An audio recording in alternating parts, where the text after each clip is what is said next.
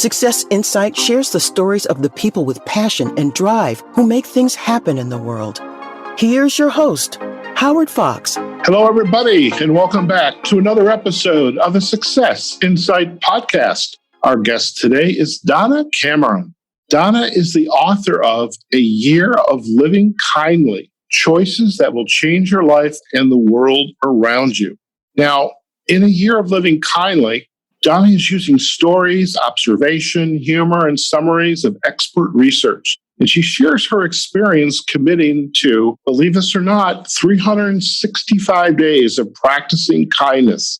She presents compelling research into the myriad benefits of kindness, including health, wealth, longevity, improved relationships, and personal and business success. She explores what a kind life entails and what gets in the way of it. And she provides practical, experiential suggestions for how each of us can strengthen our kindness muscle. And you know something, this is something I think is very relevant today. And hopefully Donna's going to share more about this with us, because by choosing a life of kindness, it becomes easier and more natural for us. Now, A Year of Living Kindly has received numerous awards and recognition, and we'll let Donna talk a little bit about that. But needless to say, she has spent her career working and really focusing on making a difference in people's lives. So, without further ado, Donna, welcome to the Success Insight podcast. Thank you, Howard. It's so nice to be with you. I appreciate your inviting me to be a part of your podcast. Fantastic. Well, I have to say, A Year of Living Kindly and this whole idea of kindness, I cannot think of is kindness a behavior? Is it an action? What is it? Because heaven knows we need more kindness in the world right now. Tell us a little bit more. We do. Well, I would say kindness is a path. It's a way of choosing how to live your life. I think of kindness as a verb. It's being intentional about the interactions we have with one another and aiming to make those positive and to manifest the world that we hope to live in. I do have to say, I started my Year of Living Kindly in January of 2015. It was a very different world then, and things changed a lot by the end of that year. And I think kindness is needed more than ever right now. I wholeheartedly agree with that. And I'm curious, so back in 2015, and you alluded in 2016, so it's literally 4 years ago, I'm thinking of an election cycle. I mean, for me, what was the kind of the spark, the ember that took off for you for why you needed to pursue this Year of Living Kindly? I've always been drawn to kind people and really been awed by what a powerful force kindness seemed to be. My career was in the not-for-profit sector. So for years, I saw the difference kindness makes when people get together and for a cause or for a trade or their professional association. But as volunteers, I've just seen kindness in action and really seen what a difference it makes. And then when I've been around kind people, you just feel so good around them. So for years, I would set an intention of being a truly kind person. And it's not that I was unkind or anything like that, but I think I mostly settled for nice. So my intentions then would sometimes fade because I had a busy life and a busy career. And so I would forget that I really want to commit to kindness. And so at the beginning of 2015, I decided to really make that commitment and to hold myself accountable. I started a blog and decided I would blog about kindness. I certainly didn't want to write about what I'm doing and look at me and see what a nice thing I did today, but I'm very nerdy. So I like research, and there's been a lot of research in recent years about the benefits of kindness. So in addition to talking about my own attempts to live a kind life, I also shared what I was learning about the science of kindness. And I figured if I blogged about it and I invited friends to follow the blog, if by the Ides of March I had sort of faded in my intention, it would be very noticeable. That commitment really held me accountable, and I continued throughout the year. By about the Ides of March, though, I realized that it wasn't going to be a 1-year commitment. And then the next year I would make a commitment to learning how to salsa dance or cook Italian food or something. I saw early on that this is something I wanted to commit to for my whole life. That is a wonderful introduction into this path you've taken. And a couple things kind of dawned on me. And one of the things you said early on is, the difference between kindness is you use the term don't settle for nice.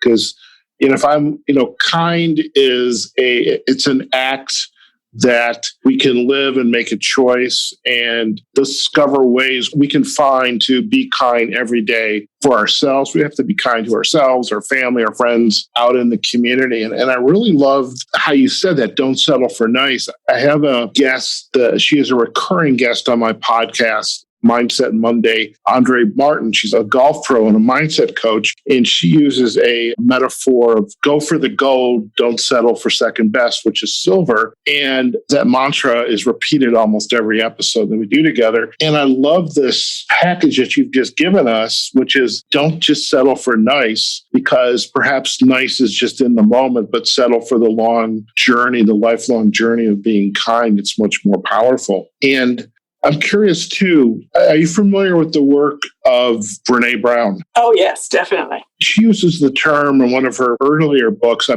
think it was Daring Greatly, perhaps, of living life wholeheartedly, wholehearted living. And I'm curious then, with kindness, what did you first discover about it? Is this something that it just comes natural? Is it taught? How does it begin to show up and manifest itself? Well, I think there are some people for whom kindness is just the air they breathe and it's totally natural. And those are probably not people who would need to write a book about kindness or need to make a 1-year commitment to it because it's how they live their life. But I think for most of us who sometimes get snarky and grumpy and oblivious, kindness is a choice that we make. And the more we practice some of the skills of kindness, the easier that choice is to make. And eventually it becomes a default setting. But you mentioned Brené Brown, and a lot of her work is on vulnerability. And I think kindness is something that makes us vulnerable.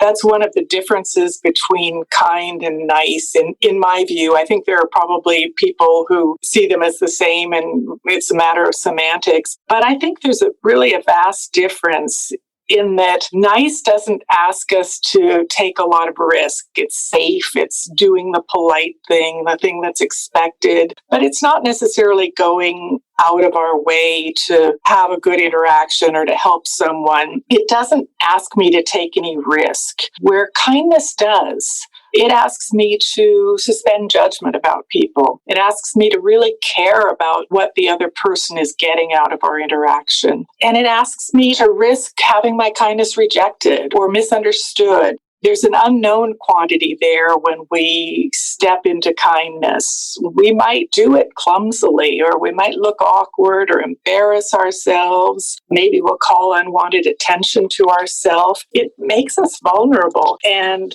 I think that means it also takes courage. As I think I said earlier, I see kindness as a verb. It really asks me to jump in, to offer my assistance without being asked, and to be intentional about the experience that I'm having with someone. If I were to sum up kindness in 2 words, they would be extend yourself. There is a short little video that's going around in Twitter these days, and I know you have a Twitter handle, Donna J. Cameron. We'll get that in our show notes, the link to your Twitter account. There's a short video of this black man he's wearing his mask. He's in, I think, a Target store. He's wearing a pink shirt, and there's a young lady at the cash register, and it's apparent that she doesn't have enough money on her credit card, or her credit card got denied, and she didn't have enough money in the wallet to make the purchase. And the thing she gave up was the bag of diapers, which is for her child. I think the man's attention was getting piqued because of the conversation, and he eventually went to the cash register and gave the clerk, here's my credit card, I'll take care of this. It turned out to be a social study because they interviewed the man afterward. And I'm kind of drawn by some of your statements. It's just kindness requires risk. It requires stepping up and perhaps getting out of your comfort zone and then some. And I'm wondering, I don't know if you've seen this video. I haven't, no. That strikes me, though, as that's an example of being kind. That's not just being nice. Oh, yes, definitely. Yes, yes. Kind things can be really easy to do, but most of them are also really easy not to do. I mean, it would certainly be nothing out of the ordinary for people all to just stand there and watch this interaction and maybe think to themselves, oh, that poor woman, it's too bad she doesn't have enough money. But stepping out and offering to pay, that's kindness. That's going outside one's comfort zone. What are some of the findings that you discovered as you were researching for the book, becoming intentional in your endeavor to display kindness or to make that choice of showing up with kindness? What are some of the observations you discovered? I think most of the skills of kindness are really easy things. They're things that anybody can do, but we often don't do them. Things like learning to pause. I would say that's probably the biggest skill of kindness. And it sounds like such a simple thing, but it's not. So many of us, we respond automatically. Someone says hello to us, we say hello back. Someone smiles, we smile back. Someone is rude to us, we're rude back. Learning how to pause is an incredibly powerful skill. It gives us a chance to think about maybe there's something behind somebody's bad behavior, or maybe they're frightened and that caused them to lash out, or maybe there's a misunderstanding. And it also gives us an opportunity to decide who we want to be. Just because somebody else may be acting like a jerk doesn't mean we should. I like to think that a pause gives us the gift of grace. And that's just one of the skills of kindness. I think another one is learning to withhold judgment about people. I think they say we make judgments about people in 3 to 5 seconds of meeting them, and we do it on how they talk and how they dress and, maybe what the slogan is across their t-shirt or whatever. Sometimes people say things and they wish they hadn't. They wish they could take it back. Or sometimes we say something or we act inconsiderately and we hope that people are giving us a pass because that's not who we really are. And we need to withhold our judgments too and give people the benefit of the doubt. Related to that is curiosity. If in that pause that we take the time to think about what might have motivated someone to say something or behave inappropriately, maybe we'll see that there could be another possibility. If we tap into our curiosity, we may think that maybe something else is going on in that person's life that has brought them to the edge and has really stressed them, or maybe they misunderstood. So curiosity is another path to kindness. And they're just practices that we can engage in that if we will remind ourselves to do it and practice them, practice is really essential here. Other ones are paying attention. I think most of us are often caught up in our devices, our smartphone or whatever screen we're looking at, and we don't necessarily notice what's going on around us. Or maybe it's not our devices, maybe it's the internal drama that we're carrying around in our head. If we pay attention to what's happening around us, we'll notice that a mom is struggling to get her stroller through a door, or somebody is having trouble carrying all their packages, or maybe a child is acting out and would just like some attention, or on the highway where a lot of people tell me that's where they are at their worst behavior. Somebody's trying to merge. All those things just require us paying attention. I can imagine as you were researching for the book and beginning to write it, you had a lot of different stories from a lot of different people. As you began to bring this book to its fruition, how did you envision taking this information and beginning to share it with organizations, with people, scholarly venues? How did you begin to coach or highlight for others the power of kindness, and what was the reception there? Well, I didn't start out to write a book. My intention originally was just to make that year-long deep dive into kindness. So I blogged once a week, and over the months, my blogging community, people who were subscribing to the blog, kept growing, and I was having wonderful conversations with people. It was such a kind community, and people were sharing their experiences, and we had questions and went back and forth in conversation on the blog. And then as I got toward the end of the year, people started saying, I hope you're not going to stop this at the end of the year. And why don't you turn this into a book?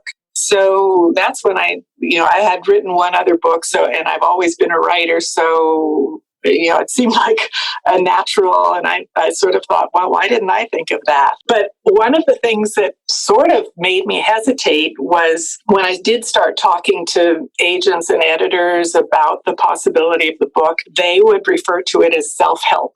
And Howard, I'm not crazy about that term self-help. I noticed, and for our listeners, Donna's received many awards for this. And that's the one thing that kind of jumped out at me. The category self-help motivation. I get personal growth, but self-help. Tell us more about that, why you struggle with that. Well, as it turns out, self-help is the umbrella category that a whole lot of books fall under. But I've always found, and there are some wonderful, wonderful self-help books. For example, Brené Brown's, I love her books, and they're in that self-help category too. But so many self-help books I've read over the years, when I read them, it's like the author thinks they have found the one true path to whatever it is, whether it's wealth or happiness or security or whatever. And if the reader will just follow their path, then they will have that same experience. And I don't think it works that way. I mean, certainly there are some wonderful self-help books and books I've read and reread that are wonderful, but I think what we get out of them is what we need or what we're looking for. It's not, I'm going to replicate this author's path or do this, follow it like a recipe. So as soon as I realized I didn't have to approach this as an expert and I didn't have to tell people how to live, then I saw sort of a direction and structure that I wanted the book to take. I wanted to share what I had learned about kindness and the skills that I was trying to develop and what I was learning about the benefits and the barriers and the hows and the whys of kindness, and hope that readers would say, oh yeah, this really fits for me. This is something I want to do. And maybe there would be some other thing that would say, well, this maybe at another time in my life, this will be important. But I just didn't want to write a book where I was claiming to be the kindness expert. And, if you just follow my path, you'll have a perfect life, because I don't think that's how it works. I have to share, and I so totally resonate with what you have just expressed, because as a coach, there are so many theories, assessments, tools. Many of the theories are evidence-based, but coaches have a habit of repackaging it and offering it. This is my own. I found this, blah, blah, blah. And it's like, no, you didn't. And this is just another flavor of vanilla, another variation of vanilla. And as a coach, I don't know. Perhaps it's the left brain side of me, because I'm very data oriented, objective. And it's like, I've heard this before. And I love how you essentially gave yourself permission not to have to go down that path and to write, and that so many others have, and kind of create this idea of taking kindness and discovering the elements of it for yourself, and then being able to develop the following, the people who are very passionate about the topic that you're presenting, and then finding ways to give back to organizations, to individuals, so that they can discover the benefits of kindness. And I'm curious, now that the book is out, you published the book, how did you begin to then take this message of what you've learned, and who has been on the receiving end of this body of work that you've produced, and how have they begun to make changes in their own self or within their organization? Do you have any stories you can share there? Well, there have been a few businesses or organizations that have invited me in to work with their employees or their members because kindness is something that they wanted to see more of in their organization. There's been a lot of research about the benefits of kindness in the workplace, of increasing employee retention and employee satisfaction and making a more productive workplace and more profitable workplace too. So there are all sorts of benefits of kindness as well as on the health side. So people, I think, wanted to hear about that and then have discussions for themselves about if we're going to make our workplace kinder, how can we do that and make it a decision that the whole group talks about together?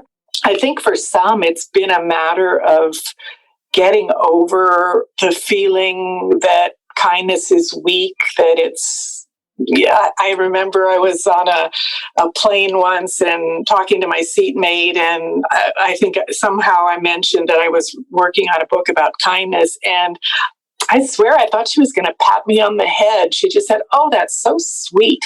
And, kindness isn't sweet. I suppose it can be, but it really is something that takes courage and it takes intentionality. And kind people aren't pushovers or weak or anything like that. And I think sometimes it's just having that conversation as a group or a business or a family or friends about how can we live kindly and also, make a difference in the world, live our political values, our other values. It doesn't mean we have to acquiesce to unkindness or to rudeness, not by any means at all. I have a colleague that I've worked with over the past couple of years. He's been on our podcast as well, and he uses a phrase of being truthful and kind. And it's funny because as I'm researching for this podcast, preparing the notes and learning more about you and your work and in the book, I'm reminded, and I'm using this phrase during a weekly webinar that I give for individuals in career transition, is because I'm reviewing their LinkedIn profiles, and I always tell people I'm going to be truthful, but I'm going to be kind. And I want you to know that I need to give you the truth about how I feel about your profile, because I want you to make it better. So don't take any offense by it, which therefore that's the kindness aspect is, I'm not going to cut you off at the knees, but I'm going to give you some suggestions, some criticisms that I think you can then take and build from there. And it's very interesting, the comments you made about the woman in the seat. And I could hear that, there's a term they use down in the South. I don't know if that's special or that's so special, something like that, but it's somewhat condescending, I think. I don't know. Bless your heart. Bless your heart. That's it. That's it.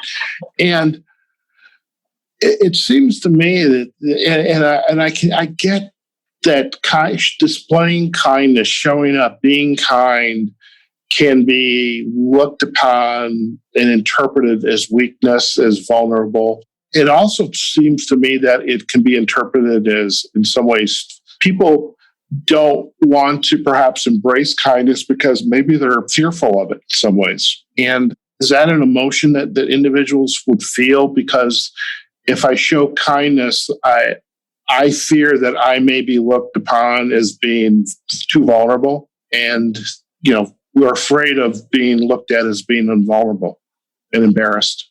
I think that's true. I think there are people who fear that if they're kind, they'll be perceived as weak. I remember a gentleman I worked with years and years ago at one of my first professional jobs. His philosophy was what he called IO, or instant offense. And he would just always put the other person on the defensive and try to make them feel weak. And it was such an unkind thing to do.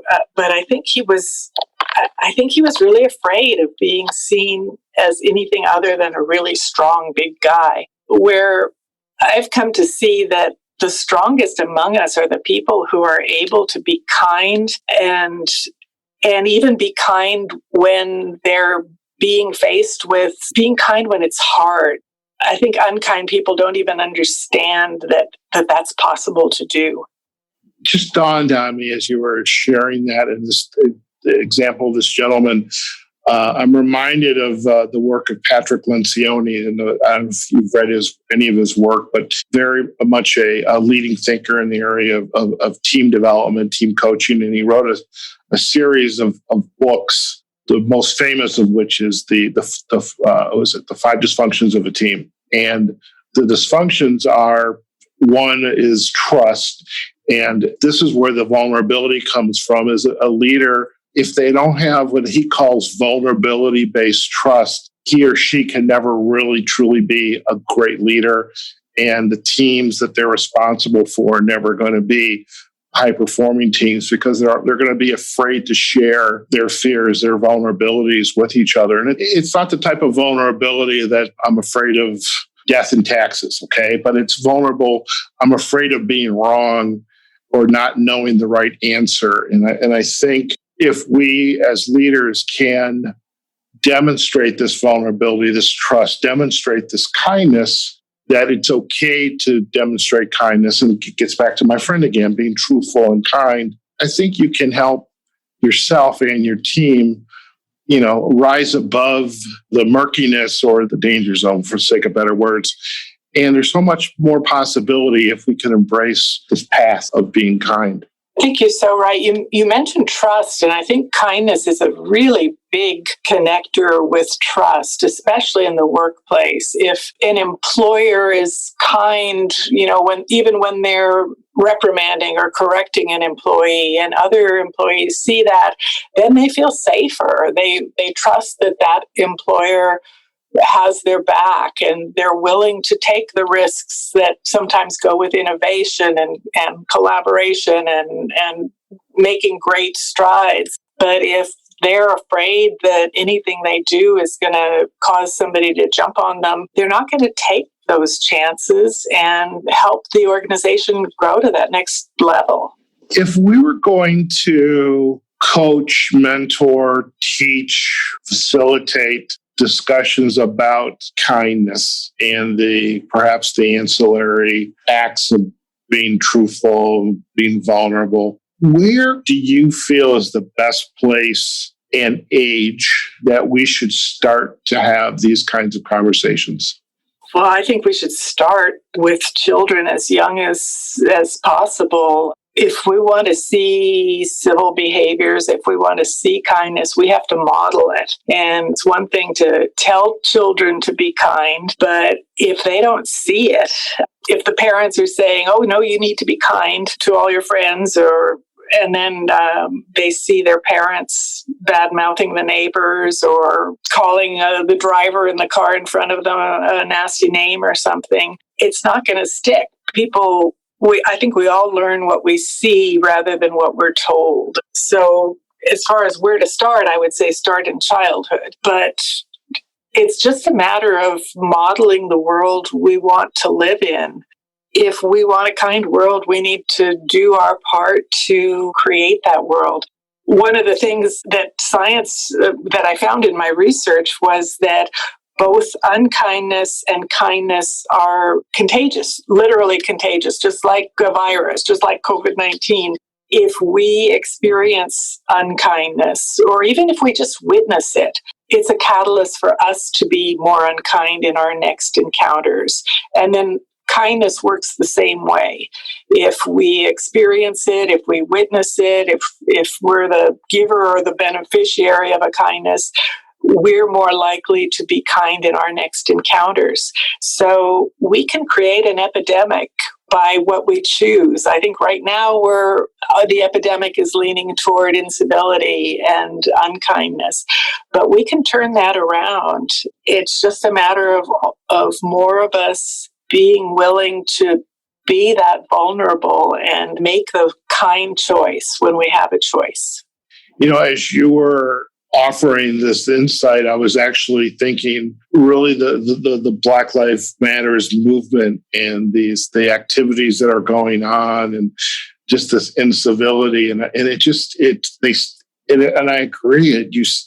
if people see this unkind act, then it's almost as though it gives them permission to also be unkind. And I also love, by the way, that you suggested that this needs to start as far back as with children and the parents, and parents modeling the way. Because I think this adage, our children are our future, it's very true, because as adults, many of our peers, our adult peers, perhaps haven't taken that to heart. And we can see what we're in the times we're living in right now.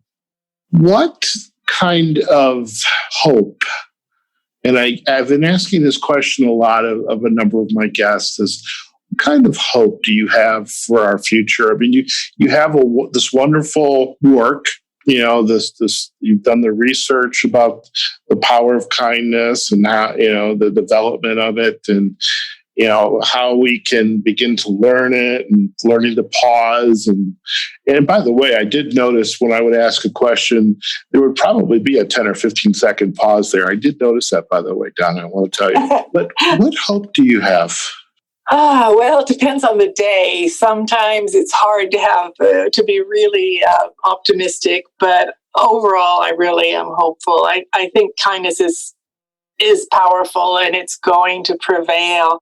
Last year, I was invited to go speak to some high school kids at one of our local high schools, and they have I can't remember what they called the committee, but it was a committee focused on fighting bullying, spreading kindness, making sure everybody is included. And it was a very diverse school with lots of immigrant teenagers, and they really wanted to have deserve a reputation for kindness. So there were about 40 kids in this committee, and I went and talked to them, and it was so uplifting, and they were just determined that they were going to make the world kinder. But I have to tell you, and you've said something that reminded me of this, toward the end, one of them raised their hands and said, our class advisor talks about kindness. We talk about kindness whenever we get together. We really are making an effort to show why bullying is bad and to be inclusive. And then we turn on the TV at night and we see some of the political leaders saying things that are just horrible and pointing fingers and shaming people. How are we to believe that this kindness business isn't a crock? And that's a hard one to answer, Howard. You're right. We're seeing some really bad behaviors from people who are very influential. And I think it's up to us to stand up to that and to call it out when we see it and say, this is not who we are, and to not succumb to behaving that way ourselves. Two more words come to mind as you are presenting those insights and experiences working with the high school students. One is faith as well, and I did write down hope again, but I realized we just talked about hope. There's a Jewish proverb. It's called Tikkun Olam. It essentially boils down to, you're not obligated to complete the task, but neither are you free to abandon it. And I believe this work of kindness, we have to ourselves and through our actions and our words commit to being kind, to offering kindness when it's so that it becomes natural for us, and to encourage, mentor, coach our teams, our companies, our organizations, our families to also put into practice those things that can be considered kind. And I think to answer the student's question is that we may not get to the finish line in our lifetime. Doesn't mean we can abandon the effort. That's so true. That's so true. One of the things I've been thinking about a lot lately is I think all kids, there's some pivotal historical event for me and maybe for you. It was the assassination of JFK.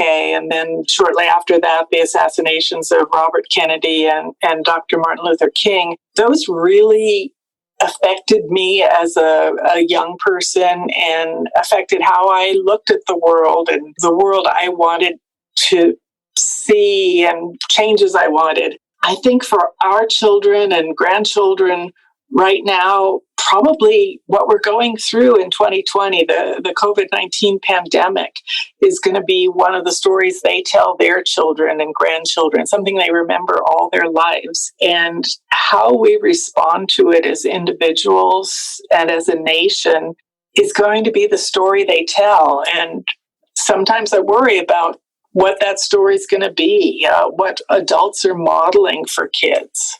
I completely agree, and I would add that too to the political strife we have in this country. And what do we want historians to say about the United States of America? Because it's hard to believe in my mind how fragile our system truly was, and in 4 years we're at the place we are. But I think we still have to have hope and some faith, and to live those principles of kindness and look for opportunities whenever possible to make it a random act of kindness, or not even a random act, because I don't think random is good enough. It should be an act of kindness.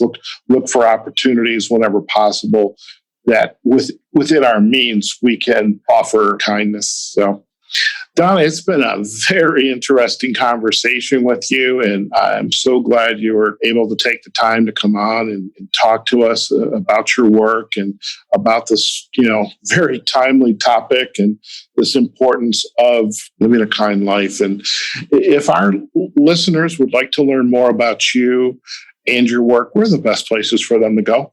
Probably my website, which is ayearoflivingkindly.com. And there's a contact me page that if anybody wants to get in touch directly, you can use that to email me. And I'd love to hear your thoughts about kindness and the world. I also have a Facebook author page and a Twitter account. That's probably the best way.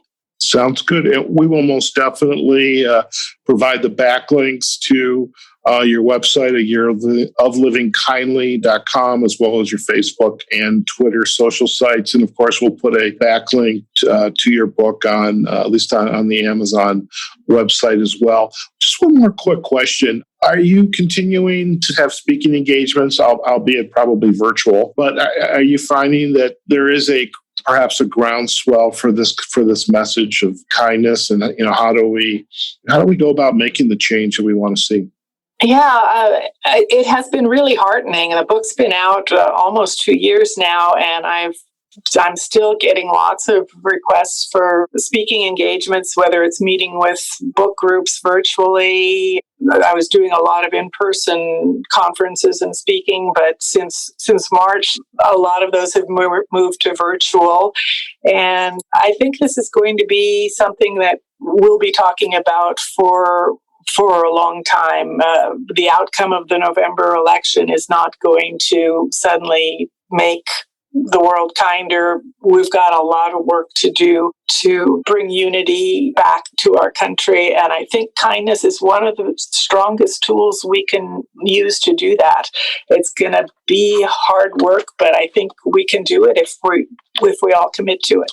I completely agree there. So thank you so much. And to your continued success in your work, and in some ways, your evangelism about the importance of living kindly. Well, thank you so much for having me, Howard. I really enjoyed talking with you. Fantastic. All right, folks, we have just been chatting with Donna Cameron. She is the author of A Year of Living Kindly, Choices That Will Change Your Life and the World Around You.